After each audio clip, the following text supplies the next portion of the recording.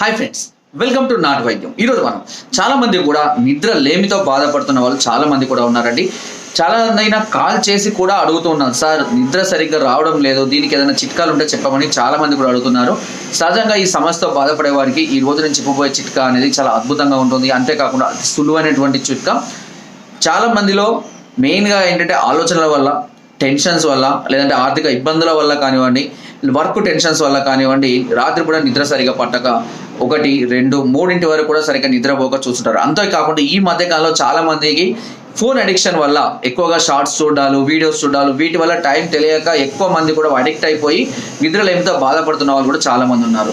So ఇలాంటి సమస్యలతో బాధపడుతున్న వారు మీరు ప్రతిరోజు రాత్రి పడుకునే ముందు ఒక గ్లాస్ గోరువెచ్చటి కానీ వేడి పాలలో కానివ్వండి, ఒక అర చెంచాడు జాజికాయ చూర్ణాన్ని వేసుకొని తాగి పడుకోండి.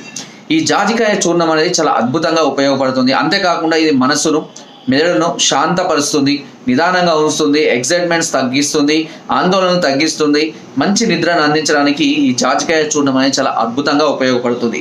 ఒకవేళ మీరు ఈ జాజికాయ చూర్ణంతో కూడా ఫలితం రానట్లయితే కనుక, ఇంకా మీరు ఇబ్బంది పడుతున్నట్లయితే కనుక జటామాన్సి అని ఒక ఆయుర్వేద చూర్ణము ఆయుర్వేదిక్ షాపులలో లభిస్తుందండి.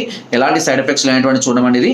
ఈ జటామాన్సి చూర్ణాన్ని ఈ జాజికాయ చూర్ణానికి బదులుగా ప్రతిరోజు రాత్రిపూట కనుక మీరు పాలలో ఒక అర చెంచా మోతాదులో వేసుకొని తాగుతూ పడుకున్నట్లయితే, ప్రతిరోజు ఇలా అలవాటు చేసుకున్నట్లయితే ఇది మీకు చక్కటి హాయినటువంటి డీప్ స్లీప్ని అందించడానికి చాలా అద్భుతంగా ఉపయోగపడుతుంది. జటామాన్సి ఎన్ని రోజులు వాడినా ఎలాంటి సైడ్ ఎఫెక్ట్స్ ఉండదు. దీన్ని స్త్రీలు కానీ, పురుషులు కానీ, 21 సంవత్సరాలు పైబడిన వాళ్ళు ఎవరైనా సరే దీన్ని ఉపయోగించుకోవచ్చు. ఎలాంటి సైడ్ ఎఫెక్ట్స్ ఉండవు.